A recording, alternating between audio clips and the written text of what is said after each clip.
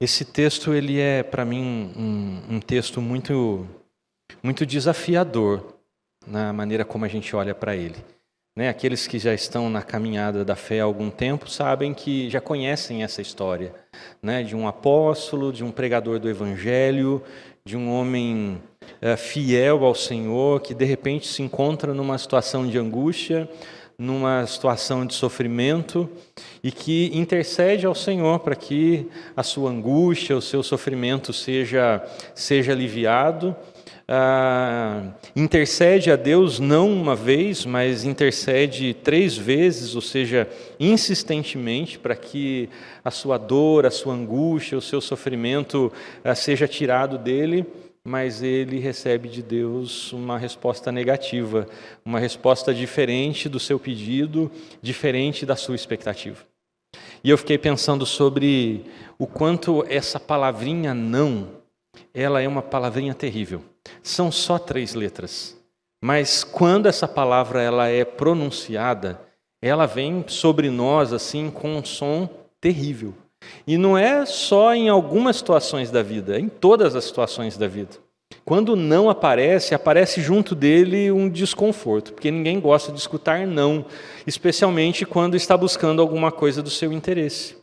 As crianças, né, a gente tem a Marina lá em casa, e percebe, assim, crianças têm dificuldade de lidar com não. Não para elas é algo extremamente difícil, algo terrível de lidar, porque o que elas querem é que os seus desejos sejam satisfeitos, que os pais façam aquilo que elas querem. Então, quando elas ouvem um não, elas sofrem. Mas às vezes a gente fica só limitado no campo da infância, a gente acha que só criança que não sabe lidar com não. Mas nós adultos também não sabemos. Né? E a gente percebe isso com muita clareza dentro das nossas relações, né? Nas nossas relações conjugais, nas nossas relações com os nossos filhos, nas nossas relações mesmo adulta com os nossos pais, no nosso ambiente de trabalho, seja onde for, lidar com essas 3 letrinhas unidas é difícil de lidar. Né? Ouvir não é algo extremamente duro da gente lidar, porque geralmente o que a gente espera é que o sim venha. Porque na nossa cabeça aquilo que a gente está pedindo, aquilo que a gente está requerendo, aquilo que a gente está solicitando para o outro ou do outro, é algo bom para nós, bom para aquela situação, mas de repente o outro não acha isso, e daí no nosso pedido, no nosso estabelecimento da situação, ele diz, não, eu não concordo. Não quero me envolver com isso, não acho certo, não quero, de jeito nenhum, não quero. E o não, ele é terrível porque o não ele pode ser não agora, né? Nesse momento não vou fazer, nesse momento não vou dar, nesse momento nós não podemos ir, nesse momento não vai dar certo, neste momento não dá. E pode ser um não momentâneo, né? Vai durar um tempo, porque naquele instante não vai funcionar, não vai dar certo mesmo. Então, pode ser que no outro momento a gente volte a conversar e aquilo que era não se torna sim, porque a ocasião tornou isso uma realidade. Mas o não também, e talvez ele seja o mais cruel, é quando ele é nunca. Quando o não quer dizer nunca, não faremos. Não, desse jeito não. E daí ele se torna extremamente difícil para a gente lidar com ele, para a gente conseguir engolir aquele não goela abaixo. Às vezes a gente até luta, né? Até tenta na discussão, até tenta dar um jeito de transformar aquele não em sim. Mas geralmente não dá certo. Quando o não ele está relacionado com o nunca, quando ele é definitivo, não dá muito, a gente não tem muito o que fazer não. A gente fica bravo, a gente fica chateado, a gente fica beiçudo, a gente não conversa com o outro porque não fez aquilo que a gente queria, porque ele não deixou as coisas acontecerem da maneira como a gente esperava. Quem é pai, quem é mãe aqui nessa noite sabe o que isso significa, porque já deve ter dito muitos nãos para os seus filhos. Né? E esses nãos não foram expressões de raiva, de vingança, porque não amava os seus filhos. Esse não é a expressão de quem se preocupa, de quem cuida, que entende que, olha, não posso, é uma coisa que você está me pedindo, não posso te dar. Infelizmente, não posso. Lá em casa, a Liliane, ela sempre fala um pouco mais de não do que eu, porque a Marina adora um doce. E a Marina, ela vai administrando. Primeiro, como ela sabe que a mãe vai falar não, ela vem pedir para mim primeiro. E daí eu falei assim, Marina, mas você já falou com a sua mãe antes de eu responder? Aí, às vezes, ela falou. Aí, não, a mamãe falou não. Eu falei assim, então, é não. Não, mas eu só queria um pouquinho. A mamãe falou não, é não, não pode. Aí ela vai lá reclamar para a mãe dela que ela queria só um pouquinho. E daí ela vai fazendo a administração de advogada que ela é de si mesma, né? Mas ela vai tentando ali. Então a gente que é pai e mãe sabe o quanto é difícil. Mas também até no nosso papel como filhos, nós também já ouvimos muitos nãos ao longo da vida, né? E num primeiro momento a gente acha que é desamor, num primeiro momento a gente acha que é desamparo, num primeiro momento a gente acha que não se preocupa comigo, não se importa com aquilo que eu quero, com aquilo que eu gosto, com aquilo que eu penso. Isso é muito automático em nós, seja no papel de filho, seja no papel de pai, seja no papel de cônjuges, de amigos, seja em qual for, né? O não é um problema para a gente, né? E a gente tem que aprender a lidar com o não, né? A gente vai vivendo e vai tentando aprender a lidar com o não, né? Não posso dizer que todo mundo que fica adulto sabe lidar com o não, não tem jeito. A gente vai tentando aprender ao longo da vida a lidar com o não. Eu vejo que poucas pessoas aprenderam isso, mas não aprenderam também totalmente. Elas ouvem o não, tá bom, então vou embora. E elas pelo menos não protestam um pouquinho, porque ouvir um não é horrível, não é um negócio fácil. Seja em que situação for, seja em qual circunstância for, ouvir um não é fácil. É péssimo quando uma criança pede um brinquedo para os seus pais e os seus pais falam não. Puxa, o que é um brinquedo? Ela só quer se divertir, ela só quer brincar, por que não? Mas ela escuta lá um não.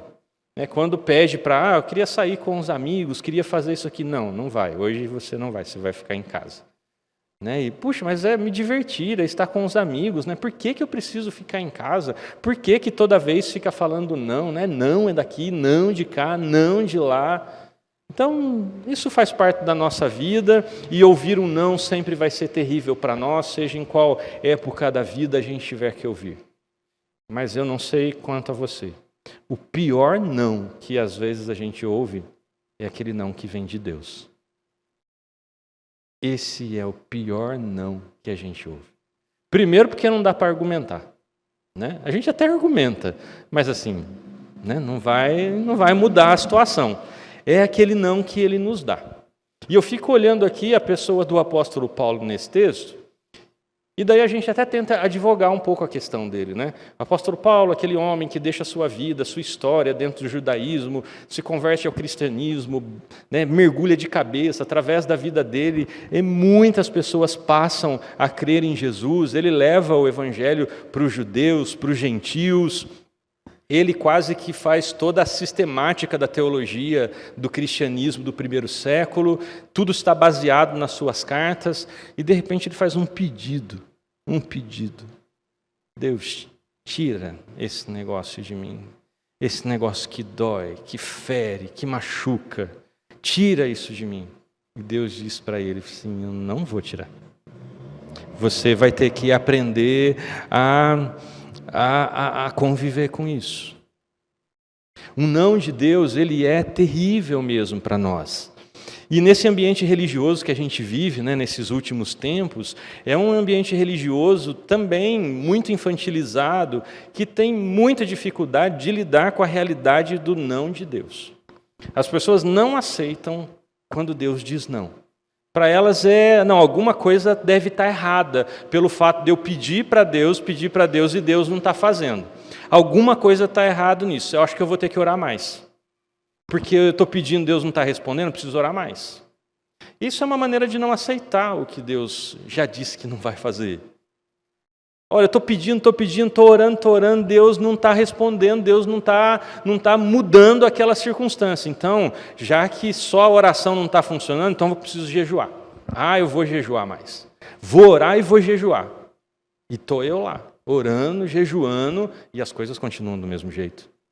E aquilo que eu estou pedindo não acontece, não se realiza. Está claro, está nítido para nós o não de Deus, mas a gente continua ali, tentando de alguma forma.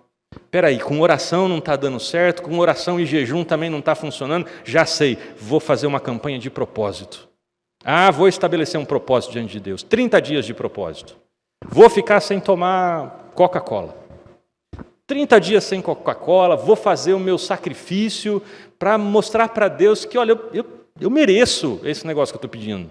Eu oro, eu jejuo, eu faço sacrifício, estou aqui na campanha. Deus, tem que dar. Não pode ser o Senhor está falando não para mim. E eu vou entrando dentro desse lugar.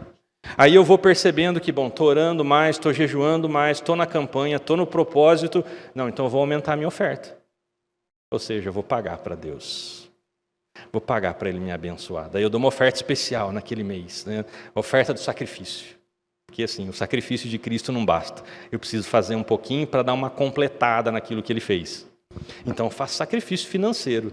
Vou dar o meu trízimo na igreja. E se eu der o meu trízimo, aí Deus não tem que falar. Daí vai ter que liberar o esquema para mim. Aí eu vou lá, faço isso.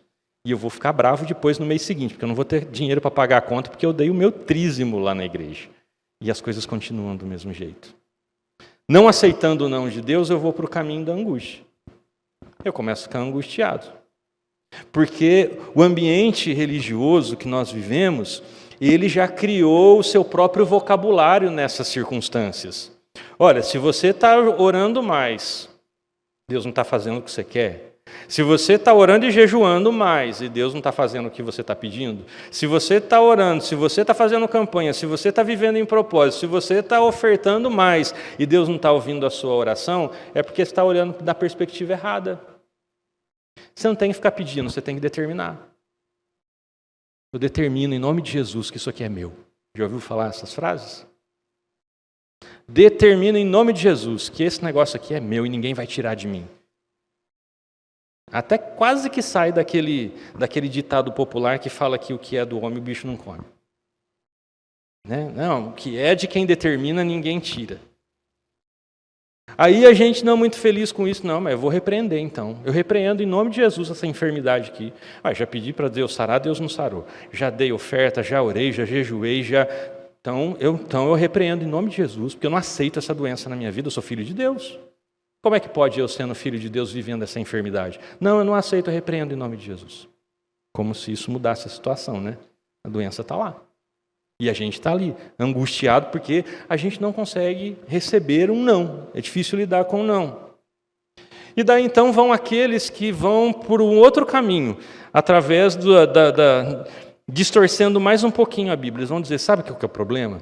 Você não está conseguindo receber a resposta da sua oração porque você está muito, mas muito fraco nesse momento da sua vida. Você precisa lutar com Deus. Como assim, lutar com Deus? Você precisa lutar com Deus. Você não viu lá na Bíblia que Jacó lutou com Deus e prevaleceu? Mas você precisa lutar com Deus. Você não pode deixar Deus sair da sua presença e você não te abençoar. Ué. Esse negócio, não, Deus, não vai sair daqui não. Nós vamos ficar batendo papo até o Senhor me abençoar. Vou fazer aí o que for, mas se o Senhor não me abençoar, não vou sair daqui. Ou vão para aquele outro caminho também, desse ambiente adoecido. Não aceito isso na minha vida. Não aceito isso na vida do meu filho. Não aceito. Não aceitar, orar demais, orar de menos, jejuar demais, jejuar de menos, ofertar demais, ofertar de menos, fazer mais campanha, menos campanha, determinar, repreender, lutar com Deus, não aceitar, isso não muda. Porque isso não muda nem quando o seu filho pede uma coisa para você que você sabe que não é bom para ele. Qual que é o problema de comer um docinho? Você sabe. E por isso você diz não. Vou falar com a mãe. Pode falar. A mãe vai falar a mesma coisa. Não. Você ainda é muito pequena para comer uma grande quantidade de doce. Nós estamos vivendo num tempo onde as crianças estão sofrendo com obesidade infantil, diabetes infantil. Elas estão extremamente agitadas por conta do excesso de açúcar. Então, pode fazer, pode chorar, pode fazer birra. Tudo bem, não vou dar. E acabou. E às vezes a nossa birra, o nosso choro, fica dentro desses movimentos aqui do ambiente religioso que a gente vive. Orar mais, jejuar mais, fazer mais campanhas, ofertar mais, determinar, repreender, lutar com Deus, não aceitar. E quando tudo isso não dá certo, aí vem o golpe final. Deus não está te ouvindo porque você não tem fé. E a gente tem que ainda aguentar isso. Tá a gente ali precisando de alguma coisa, tá a gente ali clamando a Deus para intervenção em algumas situações, e a gente está fazendo tudo que pode, tudo que a gente acha que consegue, e o que a gente ouve é só não, é silêncio, as coisas não mudando, e alguém, para ajudar a gente, fala assim, é falta de fé. Ou então a gente mesmo fala assim, acho que Deus não quer fazer porque eu não tenho fé. Porque se eu tivesse fé suficiente, e daí a nossa mente vai lá para o Evangelho de Mateus, e a gente lembra assim, mas se você tivesse fé do tamanho de um grão de mostarda, você diria a esse monte, sai desse lugar e vai para outro. Esse é o problema sou eu. Porque se eu tivesse uma fezinha que fosse, Deus me curava. Daí a gente pega o texto fora do contexto e usa ali para machucar o coração da gente, para a gente se punir cada vez mais. Mas, meus queridos, Deus ele diz não, e a gente precisa perceber isso, e a gente precisa aceitar isso. Deus diz não em algumas circunstâncias da nossa vida. E esse texto que nós acabamos de ler, na figura do apóstolo Paulo, e aqueles que conhecem a história do apóstolo Paulo, quem é o apóstolo Paulo, sabe o quanto esse texto é extremamente forte para nós. Porque às vezes a gente até faz essa relação, né? Se Deus disse não para o apóstolo Paulo, para mim então, estou na roça. Porque se Paulo ouviu não, eu ouço o quê, né? E porque a gente vai colocando esses níveis, né? Paulo está acima de mim, né? Está acima de mim no meu olhar, mas diante de Deus não, a gente é a mesma coisa. Eu, você, Paulo, a gente está no mesmo barco, porque não olha para nós a partir das nossas competências intelectuais e teológicas. Ele nos olha a partir da sua graça e do seu amor. Então, Paulo, eu, todo mundo, filhos de Deus, filhos amados de Deus, que ele não faz nenhum tipo de acepção, mas a gente às vezes cai nesse negócio. Não tenho fé, não tenho a fé do Paulo, então eu não vou conseguir. Mas não tem a ver com a gente. Tem a ver com o fato de que Deus nos ama. E quem ama, às vezes diz não. Eu me lembro que em algum momento da história da igreja, e eu não sei qual, as pessoas começaram a ensinar e a crer que Deus tem 3 respostas para a gente. Ele tem sim, ele tem não e ele tem espere. Esse espere é herético, que não é verdade. Deus ele tem só uma palavra, ou é sim ou é não. Acabou. Mesmo que esse não seja, olha, não. Mas depois, daqui a alguns anos, se transforma em sim. Jesus mesmo nos ensina, olha, seja a palavra de vocês, sim, sim, e o não, não. E o que passar disso? Ele já nos ensina assim, porque o Pai é assim, porque Cristo é assim. Não é não. A gente pôs o espere, porque é muito desconfortável a gente lidar com não. Então a gente põe um espere. Não, Deus tem uma terceira via. E pode perceber que quem crê nas 3 vias, geralmente acha que está na parte do espere, porque não consegue pensar que ele está no não, não. Não, é para esperar. É porque é difícil para nós lidar mesmo com o não.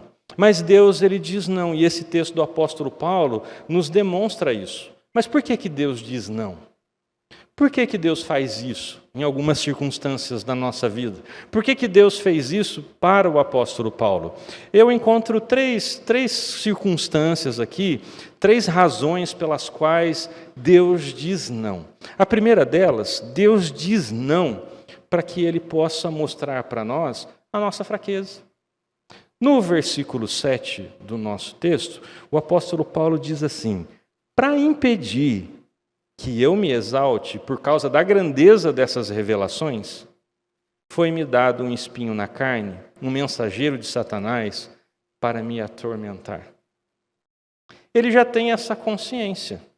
Olha, para impedir que eu me exalte, para que eu não queira me sentir melhor ou maior do que as pessoas, só porque eu vi coisas indizíveis. Eu vi coisas que é uma experiência tão potente para mim que eu nem sei dizer se eu estava acordado ou se eu estava dormindo. Tão forte eram aquelas experiências. Agora, para que eu não me sentisse tal como queriam se sentir, por exemplo, Tiago e João, ou pelo menos a mãe deles, Senhor, o Senhor pode permitir que o meu filho se assente lá no teu reino, na tua direita? Para que o apóstolo Paulo não vivesse aquela realidade, ele tem essa consciência. Olha, para que eu não me exalte, para impedir que eu não me exalte por causa da grandeza dessas revelações que eu acabei de propor aqui, experimentar aqui, o Senhor me disse não. Então, em algumas circunstâncias da vida, na experiência do apóstolo Paulo, nesse texto, nós aprendemos que Deus diz não para mostrar a nossa fraqueza, para impedir que a gente se exalte. Você imagina se Deus dissesse sim para tudo aquilo que você quer? Essa semana eu estava conversando com o presbítero Douglas e a gente tem o mesmo sonho. A gente gostaria de ter aquele controle remoto do filme Clique. Vocês já assistiram esse filme? É um controle remoto que o cara faz o tempo ir para trás e para frente, ele muda as circunstâncias, ele consegue administrar a vida dele. Como seria bom ter um trem daquele?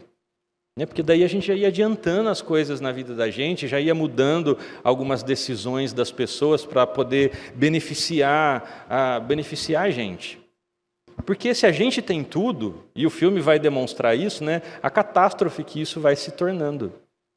Mas para que a gente não se exalte, para mostrar a nossa fraqueza, para que a gente tenha percepção da nossa fraqueza, da nossa fragilidade, de que nós não podemos todas as coisas, de que nós precisamos de um freio, de que nós temos uma tendência muito natural e muito rápida da gente se perder nas coisas que a gente faz, nas coisas que a gente tem. Deus às vezes diz não para nós.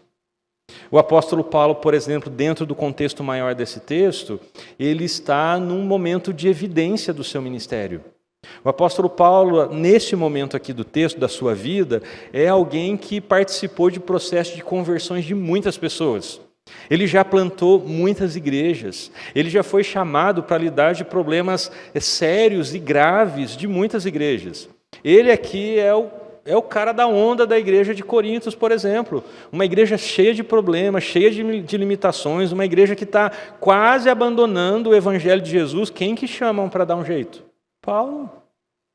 É Paulo que vai resolver isso aqui, não tem outra pessoa. Ele estava na crista da onda naquele seu tempo. Era um homem que, por conta de estar na evidência que ele estava, vivia tempos de perseguição. As pessoas queriam dar um fim em Paulo, porque não está parecendo demais. Como assim? Nessa narrativa do texto, Paulo já tinha até passado por uma situação no qual ele ressuscita uma pessoa.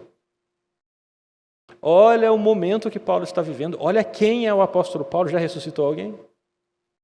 Paulo já havia feito isso. Então é um homem que está num tempo de evidência, um homem que recebe uma visão, uma revelação espiritual. Se a gente fosse parar para pensar, aos nossos olhos, Paulo era o crente que eu gostaria de ser. Porque eu também gostaria de ter as revelações que Paulo tinha. Eu também queria ser influente, que nem o apóstolo Paulo. Eu também gostaria de ser chamado na vida das pessoas, quando elas estão vivendo as suas lutas, os seus processos. Porque isso faz bem para o nosso ego. E Paulo não é mais santo do que eu e você. Paulo havia a tendência de se entregar a essas seduções e essas tentações. Tanto é assim que o Senhor, então, permite que ele passe por esse momento duro na vida dele, de ter que encarar a sua fragilidade, de ter que encarar o seu espinho. Não, vai ter que viver com isso, para você entender e não se esquecer de que você não é perfeito, de que você não pode todas as coisas, de que você tem as suas limitações, de que o fato de você andar comigo, de eu estar com você, de eu realizar tudo aquilo que realizo através de você, não torna você maior do que eu, não coloca você num lugar de fila VIP no meu tratamento com aqueles que creem. Deus está cuidando do apóstolo Paulo, impedindo que ele se torne um homem arrogante, um homem que se exalta diante das pessoas por conta daquilo que ele faz, daquilo que Deus faz na vida dele e através da vida dele. Então, antes que Paulo se exaltasse dessas coisas todas, Deus deixou exposto em Paulo a sua fraqueza. E ninguém entra em consenso do que era esse espinho na carne. Dentro da teologia, há várias possibilidades desse espinho da carne. Então a gente não sabe nem dizer o que era, de tantas opções, né, que a gente tem diante disso. Mas Deus deixa isso exposto, deixa essa fraqueza, esse sofrimento, essa angústia de Paulo exposta diante dele, lembrando que ele não era mais especial do que as outras pessoas. A Bíblia diz em Provérbios, no capítulo 16, no versículo 18, que o orgulho, ele precede a queda. Diz isso é do humano. Deus estava privando o apóstolo Paulo disso. Quando Paulo escreve aos Coríntios, na primeira carta, no capítulo 12, no capítulo 10, se você quiser dar uma olhadinha lá, no versículo 12, ele mesmo fala assim, olha, aquele que está em pé, toma cuidado para que não caia. Porque sempre é uma possibilidade. E você acha que com Paulo seria diferente? É claro que ele poderia também cair, mas a queda de Paulo poderia ser a queda de muitas pessoas.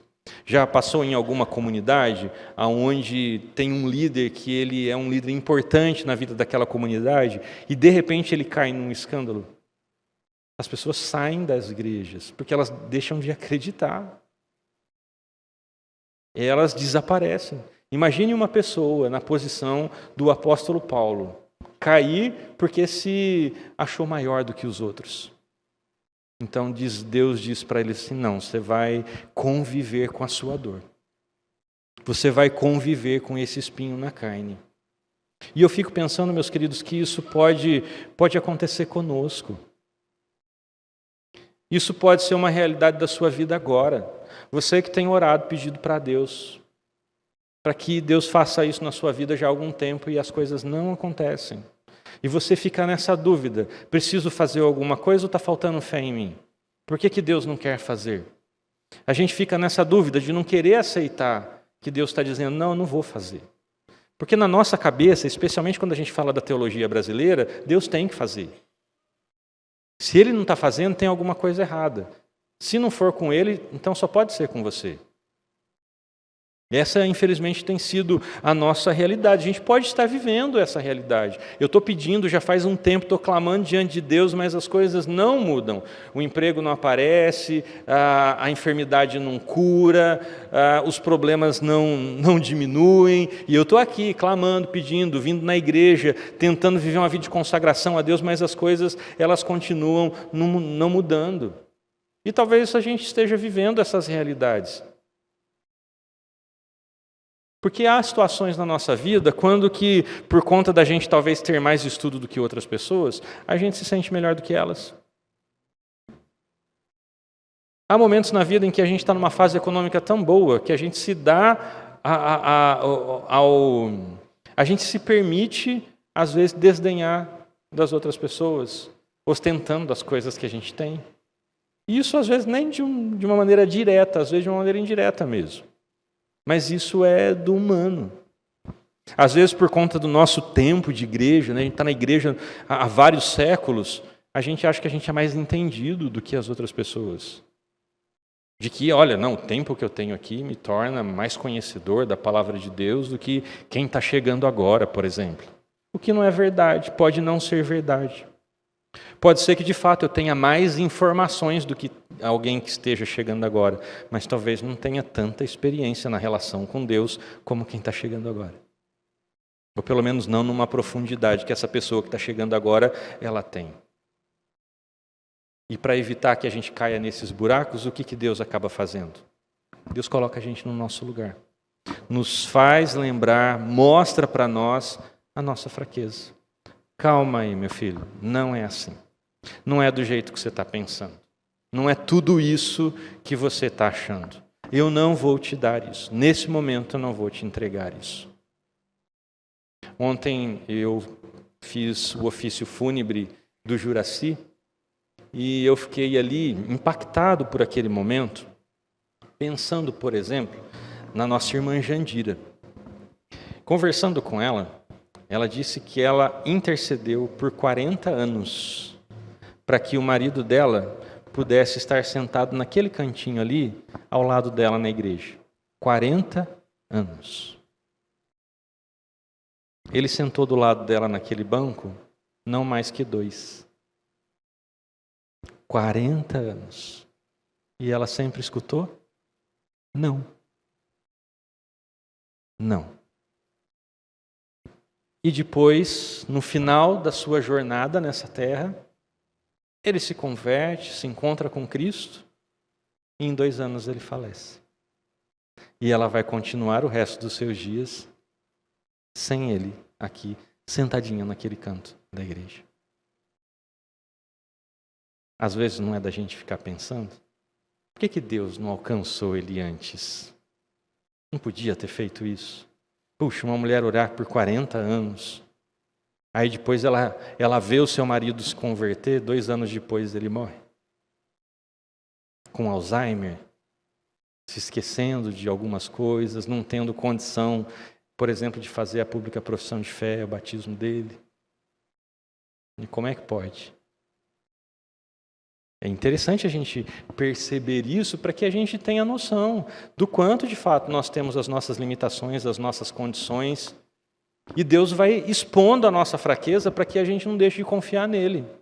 É isso que o apóstolo Paulo vai percebendo naquilo que está acontecendo na sua vida.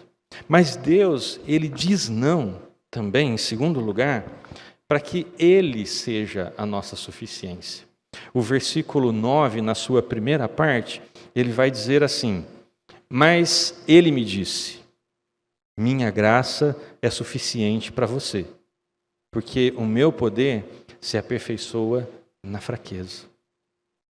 Deus nos diz não, pelo menos diz não ao apóstolo Paulo ali, para que Deus mesmo fosse a suficiência do apóstolo Paulo. Está doendo, Paulo? Eu sei. Esse negócio te entristece? Eu sei. Mas eu estou com você. Para passar do seu lado o seu tempo de vergonha, para passar do seu lado o seu tempo de angústia, para estar do seu lado no seu tempo de tristeza, de frustração. Eu sei que está doendo, mas eu vou estar aí, do seu lado. Mas você vai conviver com isso. Ora, o apóstolo Paulo ele pede para que Deus tira de mim esse espinho. E os versículos anteriores, versículo 8, vai dizer 3 vezes eu roguei ao Senhor. E o número 3 na narrativa bíblica, ele tem a sua simbologia. É alguém que está ali insistindo. E a resposta de Deus é não. Deus diz para ele que, olha, a minha graça é suficiente para você. Você só precisa da minha graça. Não necessariamente que eu tire de você é isso que te faz sofrer. Você precisa da minha graça. Você precisa entender que eu sou suficiente para você. É isso que você precisa entender nesse momento. Ou seja qual fosse a dor, a fraqueza do apóstolo Paulo, Deus diz, eu vou suprir você. Não se preocupe, eu vou suprir você. Alguns estudiosos vão dizer que o espinho tratado tem a ver com uma enfermidade que o apóstolo Paulo tinha no estômago, de fortes dores de estômago. Alguns estudiosos vão trabalhar por esse caminho, porque ele conversa, inclusive, com Timóteo falando sobre isso. Olha, Timóteo, quando você tiver dor de estômago, faça isso aqui, ajuda a aliviar. Porque Paulo já vivia aquela realidade. Outros teólogos vão dizer que Paulo tinha um problema moral mesmo, que era de difícil lidar. Tanto é que Paulo, quando escreve também a carta aos Romanos, ele vai dizer assim, olha, na minha mente eu sei o que eu tenho que fazer, mas no meu corpo eu vejo outra coisa acontecendo. E ele diz, misericórdia, miserável homem que sou. E depois ele diz, mas graças a Deus por Cristo Jesus. Alguns pensam nessa possibilidade de o espinho da carne de Paulo ser um problema moral. Alguns vão dizer que talvez fosse um pecado muito íntimo, muito pessoal. Mas seja o que fosse, isso não nos interessa. Deus está dizendo, seja uma enfermidade, seja um problema moral, seja um pecado de ordem pessoal, a minha graça é suficiente para sustentar você. Com isso, apesar disso. Ou seja, não importa o que é que fosse, que aparecia e se revelava como um espinho para Paulo. Paulo ia ter de aprender a satisfazer em Deus apesar das circunstâncias.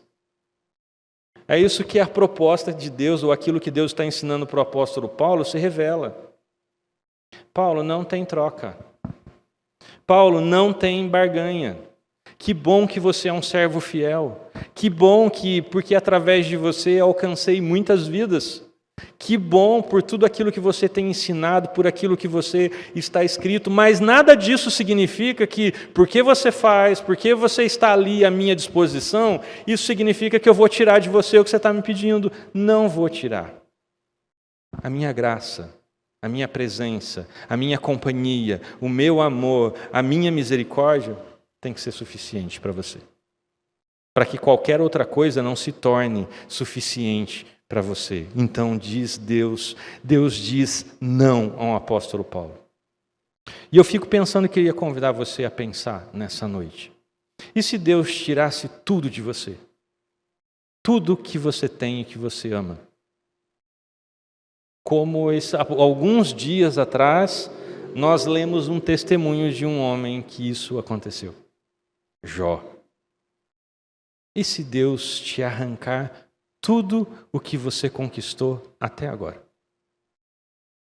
Se você crê que foi você que conquistou, inclusive. Mas e se Deus te arrancar tudo? A salvação que Ele lhe oferece é suficiente? Se Deus não derramasse mais qualquer bênção sobre a sua vida, a consciência da sua salvação é suficiente? Para que você não se rebele, para que você não deixe de crer, para que você não jogue tudo para cima, para que você não se descabele. A graça de Deus é suficiente para você. Porque Deus, Ele diz não, para que Ele seja a nossa suficiência. Como é que seria para você? E por último, Deus diz não para que nós sejamos aperfeiçoados, mesmo nas nossas dores. O versículo 9 do texto, na segunda parte do versículo, ele diz: portanto, eu me gloriarei ainda mais alegremente nas minhas fraquezas, para que o poder de Cristo repouse em mim. Há alegria em ser fraco? Há prazer em ser fraco?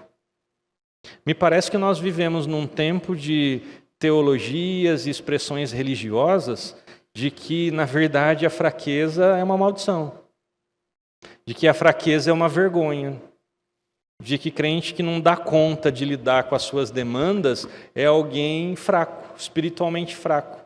Uma questão, ela deveria se sentir envergonhado, como muitos se sentem. Mas quando Deus diz não, Ele diz não para que a gente seja aperfeiçoado, porque é o poder de Deus que aperfeiçoa, que nos aperfeiçoa na nossa fraqueza, na consciência daquilo que nós somos, na consciência da nossa limitação. É o poder de Deus que nos aperfeiçoa. E quando eu olho para o texto, para a figura de Paulo, eu entendo que era na consciência da sua própria fraqueza que Paulo, então, era aperfeiçoado na presença de Deus. Porque é isso que ele sente. Ele diz, olha, portanto, porque a graça é suficiente para mim, porque o poder de Deus se aperfeiçoa na fraqueza, por causa disso, então, eu vou me gloriar ainda mais alegremente nas minhas fraquezas, para que o poder de Cristo repouse em mim. Ora, Paulo não está sendo fatalista. Já que não tem jeito, então vamos me alegrar nisso. Não, Paulo entendeu qual que é a jogada. Paulo entendeu qual que é o movimento de Deus. Paulo está percebendo que Deus está tirando de Paulo a possível consciência de que ele se basta, para que ele possa olhar para Deus, confiar em Deus e se sustentar em Deus, que era a única coisa que poderia não ser arrancada da sua vida. Ora, de Jó tirou-se tudo, menos a companhia de Deus. E para Jó, talvez a pergunta, a graça de Deus bastou-lhe? Talvez você saiba a resposta. Por isso, Paulo me parece que não murmurava, ou não murmurou, quando Deus disse definitivamente não para ele. Por isso, ele não ordenava, mas eu ordeno ao Senhor, porque eu faço isso, porque eu faço aquilo, porque se não fosse eu, os outros apóstolos não conseguiriam sistematizar o que eu estou sistematizando aqui. Porque se não fosse eu, o que vai acontecer depois da minha morte, com toda a estrutura teológica, não haveria. Por isso eu decreto que o Senhor tem que me curar. Por isso eu decreto aqui a minha cura. Eu decreto a minha libertação desse espinho. Ele não me pertence. Eu repreendo esse espinho na minha carne no nome de Jesus. Eu repreendo as minhas fraquezas, as minhas provações. Mas não, diz o texto que o apóstolo Paulo ele entendia. E essa é a conclusão que ele chega no versículo 10, no finalzinho do versículo. Porque quando eu sou fraco, quando o espinho dói, quando eu percebo que eu não dou conta, aí então é que eu sou forte. É neste lugar que parece um lugar de desamparo, mas não é. Porque é neste lugar que parece um lugar de desamparo que ele encontra a graça de Deus. É neste lugar que parece uma confissão de um pecado que não se apaga que ele encontra a graça de Deus. É no lugar que se chama fraqueza. É num lugar que se chama reconhecimento. É num lugar que se chama fragilidade. Por isso eu digo que nós, meus irmãos, nós não temos de nos envergonhar das nossas limitações. Não temos. Porque elas são o meio pelo qual Deus está transformando a gente.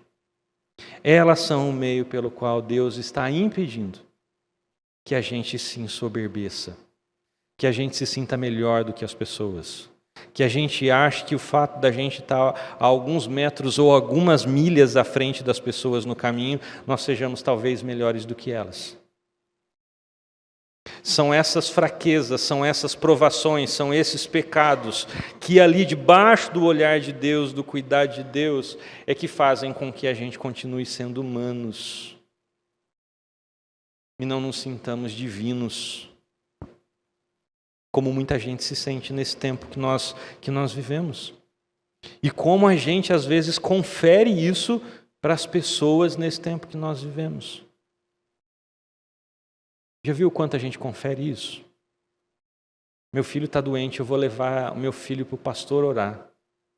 O pastor fulano de tal, porque ele tem uma oração de poder. Mas você é pai dessa criança. Você é pai, você é mãe dessa criança. Nenhum homem de oração de poder poderá colocar diante de Deus as palavras que você pode pôr. Nenhum. Mas a gente acha que tem algumas pessoas que são os apóstolos Paulo do nosso tempo. E o pior é que eles acreditam que são. O pior é que eles acreditam que são. E nisso, as pessoas vão sofrendo. Nós não podemos nos envergonhar das nossas limitações, porque elas são os meios pelo qual Deus ele está nos transformando. Por isso, não tenha vergonha de estar sentindo o que você está sentindo agora, nesse momento de provação da sua vida. É o seu momento. Deus está com você. Está doendo? Está doendo. Deus sabe que está doendo. Talvez saiba até muito mais do que você, mas a graça dele não deixa de estar sobre nós. O que ele nos oferece é a sua companhia. Não se entristeça porque você não consegue vencer alguma dificuldade na sua vida. Olha, eu já estou lutando contra isso faz muitos anos, mas o que eu me vejo é caindo. Fico um tempo bem, de repente me vejo caindo de novo, deixo de fazer por um tempo, depois me vejo caindo de novo. Eu acho que Deus não se importa comigo, não creia nisso não. Acredite que Ele morreu na cruz porque ama, e ama incondicionalmente. Os espinhos vão estar na nossa jornada, fazem parte delas e são importantes na nossa jornada. Mas o que a gente pode fazer nessas horas? A gente pode apresentar as nossas fraquezas e as nossas limitações ao Senhor. Senhor, essa dor não vai passar? Essa enfermidade não vai sair? Então me ajuda a existir, a coexistir com essa dor. Me ajuda a coexistir com essa enfermidade sem que eu deixe de te honrar, sem que eu deixe de te louvar, sem que eu deixe de crer no teu santo nome. Me ajuda, porque isso eu não consigo sozinho. Se eu terei de conviver com essas dores, esteja comigo, Senhor. Esteja comigo. Peça para que o Senhor lhe dê consciência da graça, de que essa graça está sobre você, apesar das situações e das circunstâncias. Sofrer mais, sofrer menos, ter as nossas perdas, isso não tem relação nenhuma do amor que Deus sente por nós. Ele vai estar com a gente quando doer bastante, quando o luto vier, quando a perda acontecer. Ele estará lá, porque é a graça dele que nos basta. Permita que na sua fraqueza você consegue repousar no poder de Deus, assim como fez o apóstolo Paulo na última frase do seu texto, porque quando eu sou fraco, é que eu sou forte. Se a gente não perceber e reconhecer a nossa fraqueza, a gente sempre vai estar nesse lugar de se vender aquilo que nos querem vender em nome de Jesus, de não se aceitar na jornada da fé porque a gente não tem uma fé suficiente, de não aceitar a nossa condição na vida.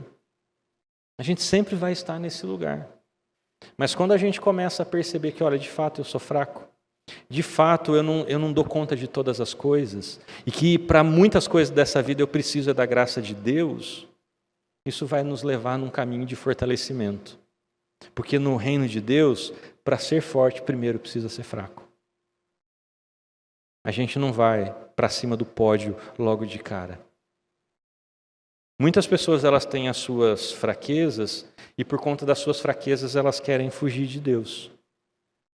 Algumas dizem assim: quando eu parar de beber, aí eu vou servir a Deus.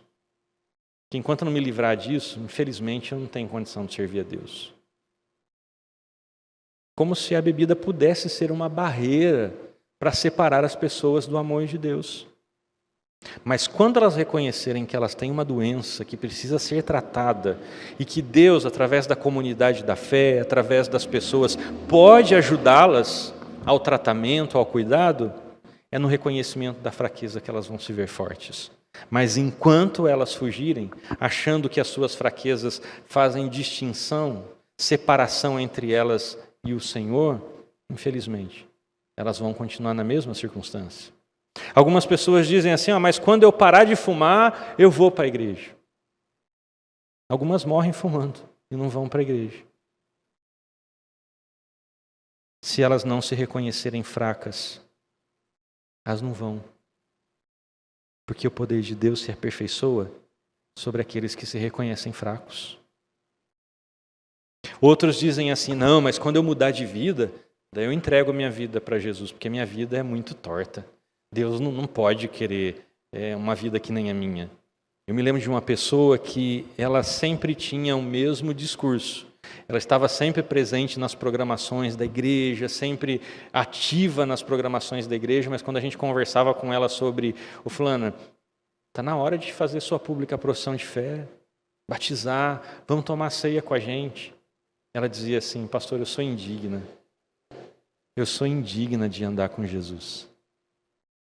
E até hoje, ela continua presente na igreja, nas atividades da igreja, participando dos grupos familiares da igreja, que é o que ela mais participa.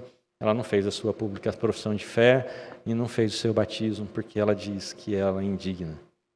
Então, quando ela mudar de vida, daí então, ela vai fazer essas coisas. Mas ela ainda não entendeu que Ele nos amou quando nós ainda estávamos mortos nos nossos delitos e pecados. Mas enquanto não houver o reconhecimento da fraqueza, da necessidade, da impotência, não é de fato possível. É na fraqueza que o poder de Deus se manifesta nas nossas vidas.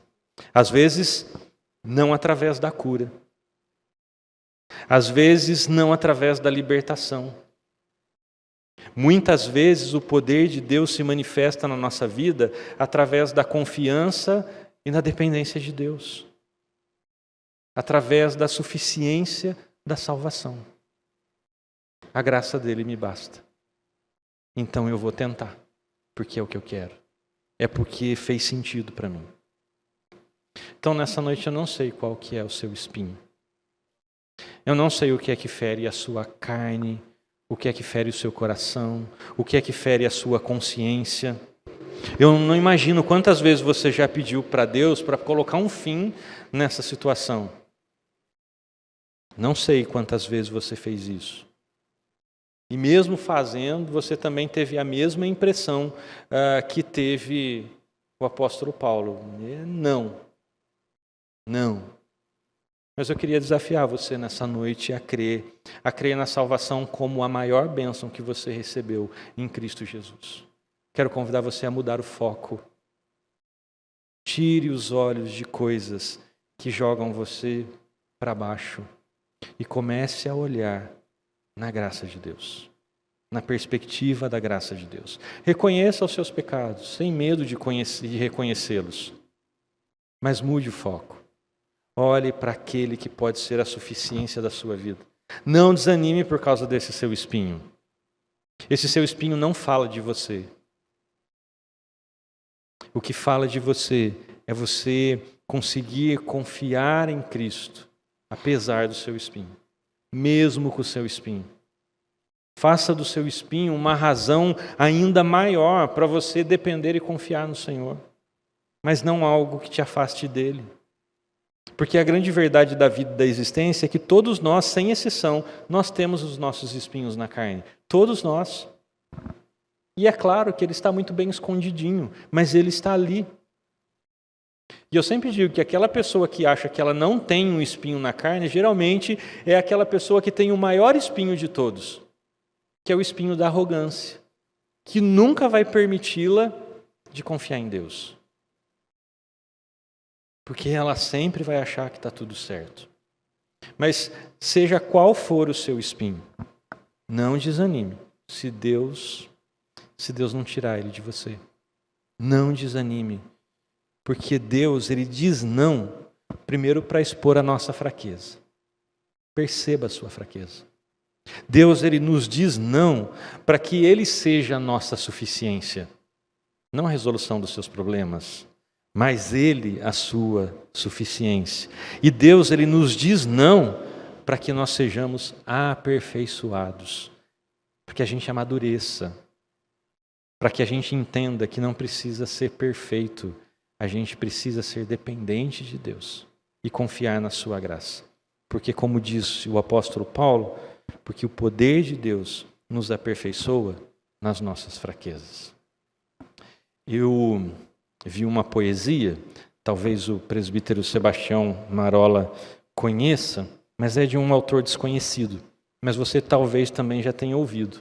E essa poesia diz assim: eu pedi forças a Deus e Deus me deu dificuldades para me fazer forte. Eu pedi sabedoria e Deus me deu problemas para resolver. Eu pedi amor e Deus me deu pessoas com problemas para ajudar. Eu pedi favores a Deus e Ele me deu oportunidades. Eu não recebi nada do que pedi, mas tive tudo do que precisava. A minha graça te basta, porque o meu poder se aperfeiçoa na fraqueza. Portanto, por amor de Cristo, regozijo-me nas fraquezas, nos insultos, nas necessidades, nas perseguições, nas angústias. Pois quando sou fraco, é que então sou forte. Que Deus possa abençoar a sua vida, o seu coração, que Ele possa revelar-se como aquilo que é suficiente, como aquele que é suficiente na sua vida, apesar das coisas que você tem enfrentado e são desagradáveis para você. A cruz foi uma decisão dele, não foi um movimento meritocrático, mas foi expressão da graça. Então, dos seus pecados, Ele conhece bem e Ele quer apenas cuidar de você. Não se permita ser explorado na sua jornada da fé. por você mesmo, por outras pessoas, achando que você não tem fé suficiente, por isso que Deus não te abençoa. Ele te abençoa sim. Ele está do seu lado e você vai passar.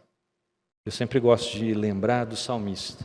Ainda que eu ande pelo vale da sombra da morte, não temerei mal algum, porque tu estás comigo. A tua vara e o teu cajado me consolam. Mas os pastos verdejantes existem e o grande pastor nos leva até lá. Mas nos vales da sombra da morte, que também existem, ele passa junto com a gente. Mas o vale, a gente tem que passar. Então que Deus te abençoe, em nome de Jesus.